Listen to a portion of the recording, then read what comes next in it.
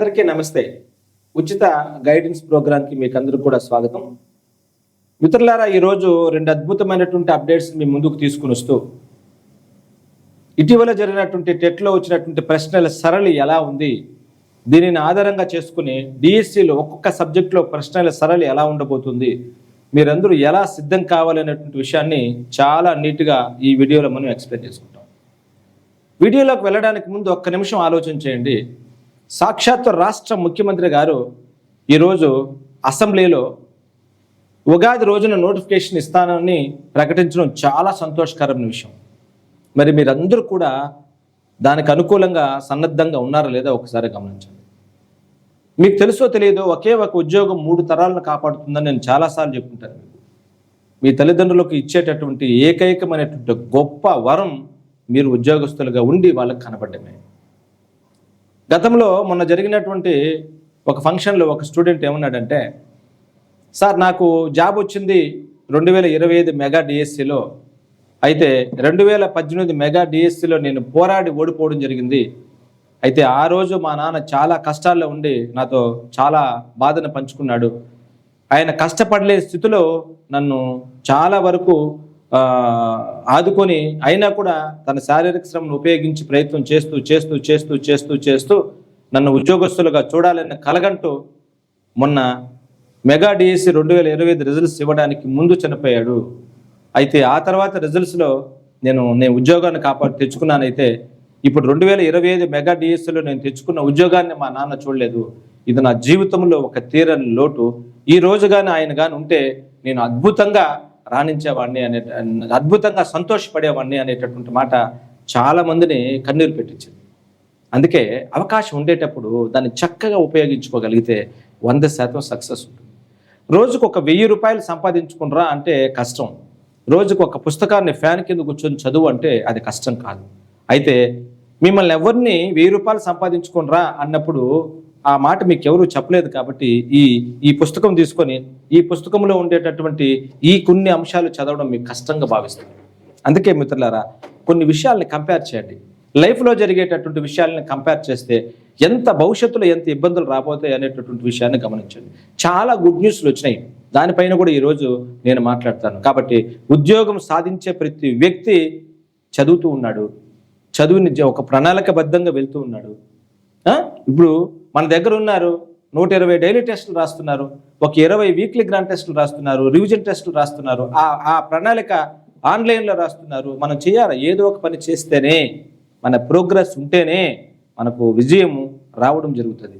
నువ్వు ప్రోగ్రెస్లోకి రాకనే నాకు విజయం కావాలి అని ఆశిస్తే అది జరగడానికి అవకాశం ఉంటుంది. అందుకే ఈ వీడియోలో మిత్రులారా, ఉగాదికి డిఎస్సి ఇది ఈరోజు మంత్రి గారు చెప్పినటువంటి మాట.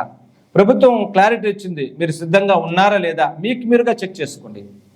చాలా సందర్భాల్లో చెప్తుంటాను, ఒక నెల రోజులు ప్రణాళికబద్ధంగా 50 మార్కుల పరీక్ష మీరు ఇంట్లో ఉండి కూడా రాసుకోండి. మీకు ఎన్ని మార్కులు వచ్చింది, ఎంత % మార్కులు వచ్చిందో గమనించండి. గత డిఎస్సిలో మీ రిజర్వేషన్లో ఎక్కడికి ఎంత % మార్కులకు వచ్చి జాబ్ ఆగిందో ఒకసారి తెలుసుకోండి. దానికి మీరు ఎన్నుకున్నారా ముందున్నారా తెలుసుకోండి. ఇదే నేను ప్రతిరోజు చెప్పేది, మీకు ప్రతిరోజు చెప్పేటటువంటి మాట ఇదే. కాబట్టి ఎట్టి పరిస్థితుల్లో కూడా వదలదండి. మరి ఈరోజు దీంతో పాటు ఎస్జిటి, ఎస్ఏ, సోషల్, మ్యాథ్స్ అనేటువంటి అంశాలు డైలీ టెస్టుల గురించి మాట్లాడదాం. అంతకన్నా ముందు 7th సైన్స్లో డిఎస్సి ప్యాటర్న్ బిట్స్ ఎలా ఉంటాయి ఒకసారి మీరు గమనిస్తారు. అది ఏ రకం, ఒక్కొక్క ప్రశ్న పత్రంలో ఏ రేంజ్లో ఉందనేటువంటి విషయాన్ని కూడా మనం మాట్లాడదాం.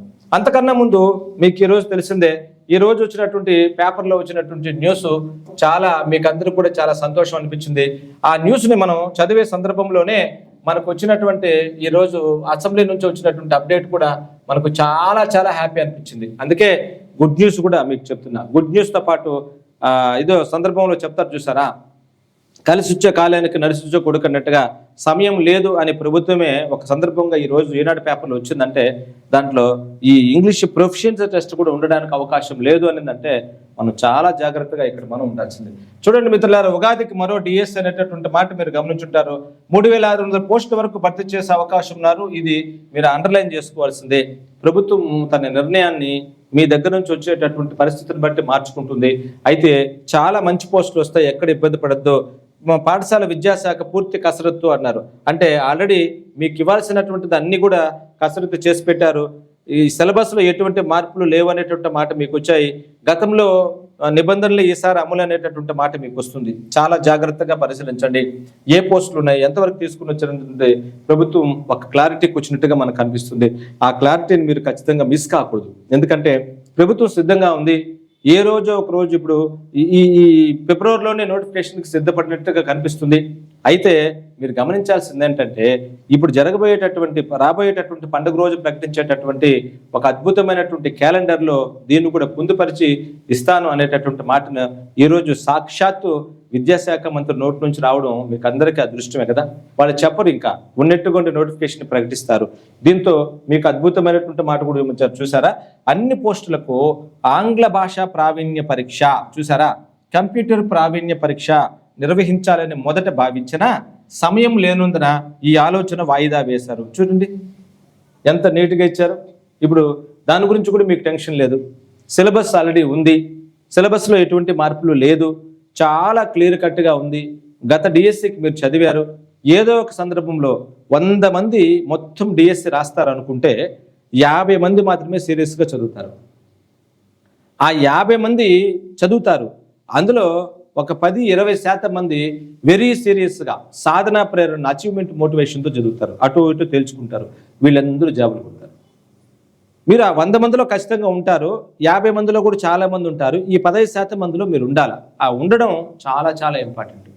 అలా చెక్ చేసుకోవాలి, నేను ఎక్కడున్నా, నా పరిస్థితి ఏంది. అందుకే మీకు చెప్తున్నా, నువ్వు ఎక్కడైనా, ఇక్కడైతే నేనైతే ప్రతిరోజు 50 మార్కులు టెస్ట్ పెడతాను. సాయంత్రానికి మిమ్మల్ని లేపి నీ మార్కులు ఎంత, నీ ర్యాంక్ ఎంత, నీ పరిస్థితి ఏంది. ఎందుకంటే ఈ ప్రభుత్వం ఇచ్చినటువంటి గొప్ప అవకాశం మళ్ళీ రాదు. మళ్ళీ రాదనే విషయాన్ని గమనించుకొని చాలా జాగ్రత్తగా మీరు ప్రయత్నం చేయాలా. మీ కుటుంబం కోసం కనీసం ఒక 6 నెలలు గట్టిగా చదవలేరా? ఆ ఫీలింగ్ నీకు ఎలా ఉంటుందో గమనించు. రేపు నీకు జాబ్ వచ్చింది అనుకో, రేపు నువ్వు ఒక ఫంక్షన్కి వెళ్తావు. ఆ ఫంక్షన్లో అందరూ కూర్చొని ఉంటారు. నువ్వు జాబ్ కొట్టుకున్న తర్వాత అక్కడికి వెళ్ళి చూడు, ఎవరో ఒకరో ఇద్దరు లేచి వాళ్ళ సీట్ నీకు ఇచ్చి కూర్చోబెడతారు ఆ చైర్లో. అదే నువ్వు ఈ పరిస్థితుల్లో వెళ్ళు, నువ్వు ఒక చైర్ తీసుకుని కూర్చొని వచ్చి సలహా ఇస్తారు, లేక నిన్ను పట్టించుకోకుండా కూడా ఉంటారు. అది దేంతో సాధ్యమవుతుంది? ఒక ఉద్యోగంతో సాధ్యమవుతుంది కదా. మరి పెద్ద కష్టమా? ఒక 6 నెలలు చదవడం పెద్ద కష్టమా? ఈ రోజు నుంచి లెక్కేసుకుంటూ కూడా నీకు 90 రోజుల సమయం ఉంది కదా. వదలద్దు, ఎట్టి పరిస్థితుల్లో కూడా వదలద్దు. నీకు కావాల్సిన గైడెన్స్ని మనం ఇస్తున్నాం. డిస్క్రిప్షన్లో వాట్సాప్ లింక్ ఉంది, జాయిన్ అవ్వండి. Tirupati Sri studies app download చేసుకోండి. అందులో ప్రతిరోజు ఉచిత డైలీ టెస్ట్ పెడుతున్నాం, రాయండి. మేము ప్రతిరోజు సాయంత్రం 6 నుంచి 7 వరకు, 6 నుంచి 8 మధ్యలో అందులో టచ్లో ఉండండి. వాట్సాప్లో మెసేజ్ వస్తుంది, రాయండి. మిమ్మల్ని మీరు పరీక్షించుకోండి. మార్గాలు చాలా ఉన్నాయి. నువ్వు ఉద్యోగాలు సాధించాలంటే అది మీరు ఎలా సాధిస్తున్నారు అనేది చాలా చాలా ముఖ్యమైన. ఇంత అప్డేట్ వచ్చింది. సాక్షాత్తు అసెంబ్లీలో ప్రకటించినారు. సిలబస్లో మార్పు లేదన్నారు, ప్రొఫిషియెంట్ టెస్ట్ లేదన్నారు. ఇంకేం కావాలి మనకు? ఈ రోజు నుంచి ఉగాదికి తీసుకోండి, దాదాపుగా 1 నెల రోజుల పైన ఉందా. అక్కడి నుంచి మళ్ళీ మీరు గమనించండి, 40 రోజులు వస్తుంది ఈ రోజు నుంచి. అక్కడ నుంచి ఒక 50 రోజులు టైం ఇస్తాడు ఖచ్చితంగా. ఆ 50 రోజులు టైం ఇచ్చాడంటే ఇప్పటికే 90 రోజులు ఈ రోజు నుంచి నీకు కనిపించలేదా? ఇప్పటికే చాలా డెడ్ లైన్లు మనం దాటుకొని వచ్చేసాం కదా.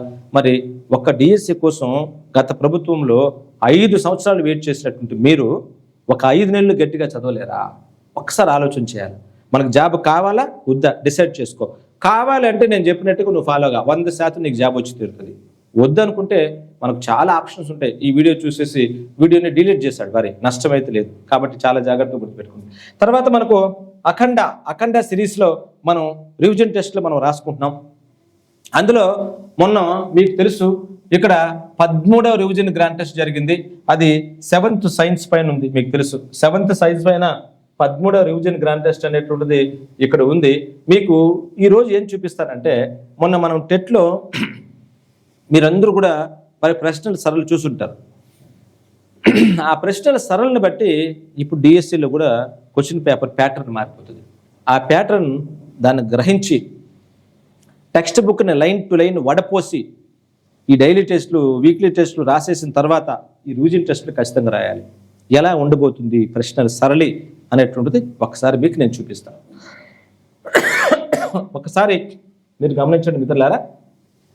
ప్రతి అఖండ రివిజన్ టెస్ట్లో 160 ప్రశ్నలు వస్తాయి. 160 బిట్లలో 100 బిట్లకు పైగా సేమ్ డిఎస్సిలో ఉండేటువంటి model to model, line to line cover చేసేటట్టుగా ఇచ్చాను. ఒక్క ఎగ్జాంపుల్గా మీకు ఒక్క పేజీలో ఏముందో చూపిస్తాను చూడండి. మొదటి బిట్ చూసారా, కిరణజన్య సంయోగ క్రియలో పత్రహారితం యొక్క ప్రధాన విధి ఏమిటి? చూడండి, ఇది 7th క్లాస్ సైన్స్లో ఉండే బిట్టు. దీంట్లో ఇది ఒక రకం ప్రశ్న. రెండో మోడల్ చూసారా, ప్రకటన, ఆకులను ఆల్కహాల్లో ముంచినప్పుడు అవి రంగును కోల్పోతాయి, కారణం ఆల్కహాల్ ఆకులోని పత్రహారితాన్ని కరిగించుకుంటుంది. చూసారా, దీనికి ఈ ప్రశ్న తీరు ఒకసారి మీరు చూడండి. 1, 2, 3, 4 ఇచ్చాం కదా, దీన్ని బట్టి మీరు ప్రశ్నను అనాలిసిస్ చేస్తారు. ఇదో టైప్ చూసారా, ఇదో టైప్. ఇదే ఈ పేజీలో చూడండి, ఈ పేజీలోనే మీరు ఒకసారి గమనించండి. కిరణజన్య సంయోగ క్రియకు సంబంధించి ఈ క్రింది వాటిని జతపరచండి అన్నాడు. జతపరచండి. కింద మనకి ఇచ్చాడు, ఏమి ఇచ్చాడు మీకు అందరికీ తెలిసిందే. కింద మీకు ఇచ్చినటువంటి వాటిల్లో క్లోరోఫిల్ ఇచ్చాడు, పత్రరంధ్రాలు ఇచ్చారు, కార్బోహైడ్రేట్ ఇచ్చాడు. ఈ పక్క వాయువుల మార్పిడి, సౌరశక్తిని గ్రహించడము, కిరణజన్య సంయోగక్రియ ఫలితం ఇచ్చి దాన్ని జతపరచమన్నాడు. ఇది కదా ప్రశ్నల తీరు, దిమ్మ తిరిగేటట్టుగా చూసారా. 3 ప్రశ్నలే ఏ రకంగా ఉందో ఒకసారి మీరు గమనించారా. అదే ఈ పేజీలో ఇంకో బిట్ చూడండి, పత్రరంధ్రాలు రక్షక కణాల ద్వారా ఆవరించబడి ఉంటాయి. ఇది ప్రకటన 1, ప్రకటన 2. దీంట్లో సరైనది ఏది? ఇది 4వ ప్రశ్న. చూడండి, సరైనది ఏది, సరికాంది ఏది చూసేది అంటే ప్రకటన 1, ప్రకటన 2 కంపారిజన్. 5వ ప్రశ్న, ఈ ప్రకటనలు గమనించండి. కిరణజన్య సంయోగక్రియలో సౌరశక్తి రసాయన శక్తిగా మార్చబడుతుంది. రెండవది, ఈ ప్రక్రియలో కార్బన్ డైఆక్సైడ్ విడుదలవుతుంది. ఈ చూసారా 1, 2, 3, 4 ఆప్షన్స్ అనేది ఇచ్చాం. ఇది కదా మీరు చేయాల్సిందైనా, ఇది కదా మీరు చాలా జాగ్రత్తగా చేయాల్సింది. ఇది చూడండి. 7వ ప్రశ్న చూడండి, అదే ప్రకటనలు ఇచ్చాం. 8వ ప్రశ్న ప్రకటనలతో ఇచ్చాం. 9వ ప్రశ్న సరికాని వాక్యం, ఇది మీరు గమనించుకోవాల్సింది. ఇది ఒక మోడల్. కాలేయం గురించి ఈ క్రింది వాటిల్లో సరికాని వాక్యం ఏది? ఇది మీకు 9వ ప్రశ్న.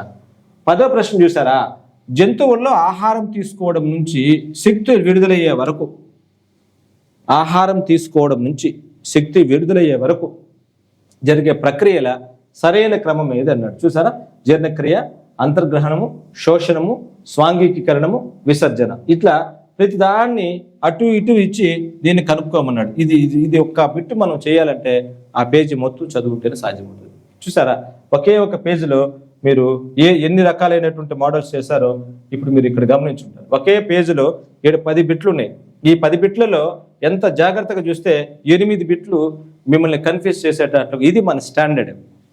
ఈ స్టాండర్డ్లో మనం ప్రిపేర్ అయితేనే రేపు ఎగ్జామ్లో మనం గెటన్ అయ్యి ముందుకెళ్ళడానికి ఛాన్స్ ఉంటుంది. ఆషామాషిగా ప్రిపేర్ అయితే మనం పక్కకు వచ్చేస్తాం. నీకు ఎంత టాలెంట్ అయినా ఉండొచ్చు, 2.5 గంటల్లో నువ్వు ఎంత బాగా క్వశ్చన్ పేపర్ చేయగలవు దాన్ని బట్టే కదా నీకు మార్కులు వచ్చేది. సార్ నాకు ఎంత నాలెడ్జ్ ఉంది సార్, నువ్వు క్వశ్చన్ పేపర్ ఆ టైంలో 2.5 గంటల్లో కాకుండా బయట వచ్చి చెప్తే మనకు ఉపయోగం ఉండదు. అందరికీ గుర్తుపెట్టుకోండి, అందరికీ నాలెడ్జ్ ఉంటుంది, కానీ ప్రెజెంటేషన్ అనేటువంటిది కొంతమందికి ఉంటుంది. ఎవరికి ఉంటుంది? రోజు ప్రాక్టీస్ చేసే వాళ్ళకి అవకాశం ఉంటుంది. ప్రతిరోజు ప్రాక్టీస్ చేస్తే ఆ అవకాశం మీకు అందరికీ వస్తుంది.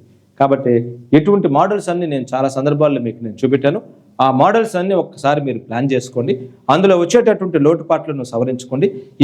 ఈ క్వశ్చన్ పేపర్ అంతా కూడా మీరు 10 పేజీలుగా చూస్తే ఎంత అద్భుతంగా ఉంటుందో గమనించండి.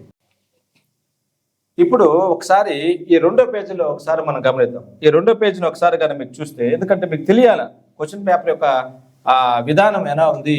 ఇది మనకు చాలా చాలా ఇంపార్టెంట్. అందరూ పరీక్ష రాస్తారు, మనం దాన్ని అంచనా వేసి రాస్తాం. అదే ఇక్కడ మీరు గమనించండి, 12వ ప్రశ్న ఈ పేజీలో మనకు 11వ ప్రశ్న నుంచి 25వ ప్రశ్న వరకు ఉంది. ఎందుకు చూడండి, 13వ ప్రశ్న మనకు కుంతకాలు, కూరపళ్ళు, విసురుపళ్ళు అనే దాన్ని జతపరచమన్నాడు. ఈ జతపరిచే ప్రశ్న.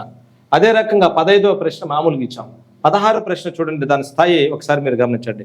19వ ప్రశ్న చూడండి, ఈ క్రింది వాటిని జతపరిచింది అన్నప్పుడు ఉష్ణవాహకము, ఉష్ణబంధకము, సముద్రపు గాలి, నేల ఇటువంటి వాటిని జతపరచాలి.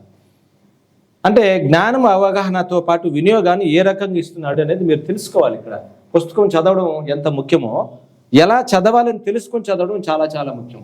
చాలా మంది చదివేస్తారు, నాకు అయింది కాదు ఇంపార్టెంట్. ఇటువంటి ప్రాక్టీస్ బిట్లు మీరు చేసినప్పుడు, ఇప్పుడు అఖండాలో మనం పెడుతున్నామంటే 18 గ్రాండ్ టెస్ట్లో 18 లోకాలు చూపిస్తున్నాం మీకు. దాన్ని బట్టి మీకు ఏమర్థమవుతుంది అంటే మార్కులు ఇక్కడ పెరగాల్సిన అవసరం లేదు. మీకు మీ స్థాయి మీరు అంచనా వేసుకొని ఈ రకమైన ప్రశ్న మీకు వస్తే నువ్వేం చేస్తావు, ఇది మనం ఆలోచన చేయాలి. ఈ ఏరియా చదివేటప్పుడు ఈ ప్రశ్న వచ్చింది, ఇలా మనం చదివేటప్పుడు ఇట్లా ఆలోచన చేస్తుంటే ఎంత బాగుండు అనేటటువంటి ఆలోచన వస్తే నువ్వు సక్సెస్. ఇక్కడ చూడండి, ఉష్ణ ప్రసారం జరిగే 3 పద్ధతులకు సంబంధించి సరైన వరుస ఏదన్నాడు. ఇక్కడ దాన్ని మీరు ఒకసారి గమనించాలి. అదే 21వ ప్రశ్న, 22వ ప్రశ్న చూడండి ఎంత అద్భుతంగా ఉందో.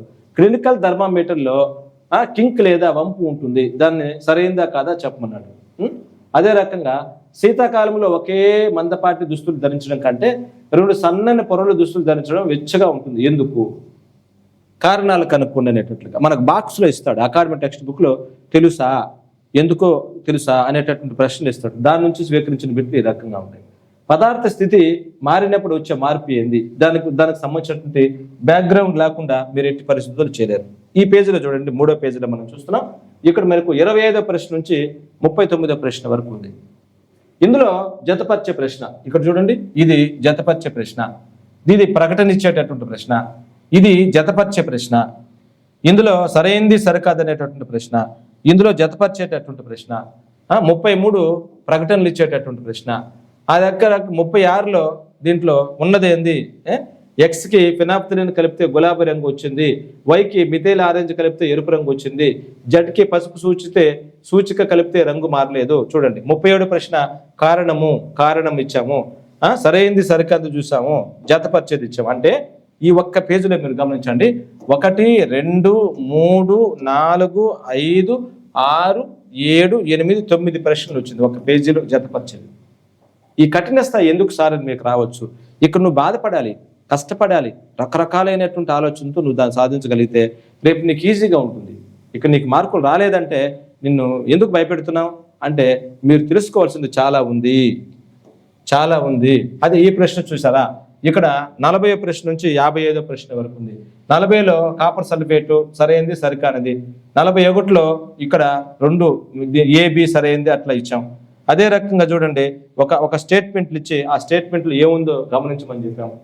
గణాంకాలకు సంబంధించిన ఒక పెట్టాం, ప్రకటన ఒకటి ఇచ్చాం. క్రింది వాటిలో సరికాని జాతులను గుర్తించండి. దారువు నీటి రవాణా, పోషక కణజాలము ఆహార రవాణా, రక్త ఫలికలు ఆక్సిజన్ రవాణా, సిరలు కార్బన్ డైఆక్సైడ్. ఇది 4వ పేజీలో మీకు చూపించాను. అదే చూడండి, మీరు ఒకసారి 5వ పేజీ ఒకసారి మీరు గమనిస్తుంది. ఇక్కడ 5వ పేజీలో ప్రకటన ఇచ్చాం, 57వ ప్రశ్న ఇచ్చాం, 61 దాంట్లో ఇచ్చాం, 63వ ప్రశ్న చూడండి దిమ్మ తిరిగేటట్టుగా 64. ఎక్కడ మీకు గ్యాప్ ఉంటుంది? ఇట్లా క్వశ్చన్ పేపర్లు చేస్తే డౌట్ ఎంత అద్భుతమైనటువంటి సబ్జెక్ట్ వస్తుంది, చాలా డౌట్లు వస్తాయి. క్లారిఫై చేసుకోవాలా, దానికి సంబంధించినటువంటి అంశాలను మనం ఎత్తుక్కొని క్లారిఫై చేసుకోగలిగితే సక్సెస్ వస్తుంది. అదే రకంగా క్రింది వాటిని జతపరిచిన 62వ ప్రశ్న ఇచ్చాం, అందులో 73వ ప్రశ్న ఇచ్చాం. మరి దీంట్లో ఎక్కడ మనకు గ్యాప్ ఉందో చూసారా, ఏ రకమైనటువంటి తేడా ఉందా? 80వ ప్రశ్న ఇక్కడ మీరు గమనించుంటారు, ప్రకటన అంటే ఏంటి, అందులో ఉండేటువంటి అంశాలు ఏంటి. 81వ ప్రశ్న, 82, 83 ఇవన్నీ కూడా మిమ్మల్ని భయపెట్టడానికి ఇచ్చేటటువంటి ప్రశ్నలు కాదు. ఏదో ముక్కుబడిగా పరీక్ష పెట్టామా అనేటటువంటి ఉద్దేశం అంతకన్నా కాదు. టెక్స్ట్ బుక్ని లైన్ టు లైన్ చదివించాలి. 7th క్లాస్ సైన్స్ని లైన్ టు లైన్ చదివించాలి. ఆ బాధ్యతతోనే ఈ పేపర్ ఇస్తున్నాం. ఎంత అద్భుతంగా ఉందో ఒక్కసారి మీరు గమనించండి. దీంతో పాటు 91వ ప్రశ్న నుంచి 107 దాకా ఇచ్చాం. దీంట్లో 8 ఉంటాయి, మీరు గమనించండి, 8 ఉన్నాయి దీంట్లో. ఆ తర్వాత మీరు గమనించండి 108 నుంచి కింద 123 వరకు ఉన్నాయి కదా. దీంట్లో ఎన్ని ఉన్నాయో ఒకసారి గమనించండి. క్రింది వాటిలో సరైనదేది సరికానిదేది అన్నాం. ఆ తర్వాత జతపరిచేది 1 వచ్చింది, 2 వచ్చింది, సరికానిది సరైనది 3 వచ్చింది, 4 వచ్చింది, 5 వచ్చింది, 6 వచ్చినాయి, 7 ప్రశ్నలు వచ్చినాయి ఈ ఒక్క పేజీలో. మరి దీనికి మించి ఇంకేం కావాలి మీకు? 9వ పేజీ చూసారా, 9వ పేజీలో 124 124 నుంచి 142 వరకు ఉంది చూసారా. 124 మందారం పువ్వు సూచిక ఒక సహజ సూచిక. బి మందారం పువ్వు సూచిక ఆమ్ల ద్రావణంతో ఆకుపచ్చని రంగునిస్తుంది. ఏబీలు సత్యము, ఏబీలు అసత్యము, ఇటువంటి ప్రశ్నలు. ఇది మీరు చాలా జాగ్రత్తగా చూసుకోవాలి. ఇది 125 జతపరిచేది. అసత్యాన్ని గుర్తించేది 126. చూడండి ఆడ మీకు గ్యాప్ లేదు. ఈ 2 స్టేట్మెంట్ చూపించాం. 129, 131 ఏబి బిసి సరైనవి, 132 మొక్కల్లోని హరితపత్రాల గురించి ఏబి సరైనవి. ఎంత మీకు ఇది జతపరిచేది. ఎక్కడ మీకు గ్యాప్ ఉంది? చివరి చూడండి, చివరి పేజీలో మీరు కానీ చూసినట్లయితే 143వ పేజీ నుంచి 140 బిట్ నుంచి 160వ బిట్ వరకు ఉంది. మరి ఇంత స్టాండర్డ్గా రాయాలి మీరు. ఇప్పుడు మీరు ఏం చదవలేదు అనుకో టెక్స్ట్ బుక్లో, ఈ 160 బిట్లు నేర్చుకుంటే 160 ఇంటూ 5 వేసుకుంటూ కూడా 800 బిట్లు మీరు ప్రాక్టీస్ చేసినట్టు. ఎందుకంటే ప్రతి దాంట్లో 4 ప్రశ్నలు నీకు కనిపిస్తుంది. ఈ రకమైనటువంటి ప్రశ్నలన్నీ మీకు ఎందుకు పెడుతున్నామంటే అది బాధ్యత. 100కు 100% మీరు జాబ్ సాధించాలంటే ఇటువంటి విధానాలు మీరు ఫాలో అవ్వాలని 1కి 10 సార్లు మీకు గుర్తు చేస్తూ మీ తల్లిదండ్రుల కళలు నెరవేర్చడానికి మీరు ఈ రోజు నుంచి మీ ప్రయత్నాన్ని ప్రారంభిస్తారని, ఈ వీడియో నచ్చితే లైక్ చేసి మీ మిత్రులకు షేర్ చేయండి. Good luck to all.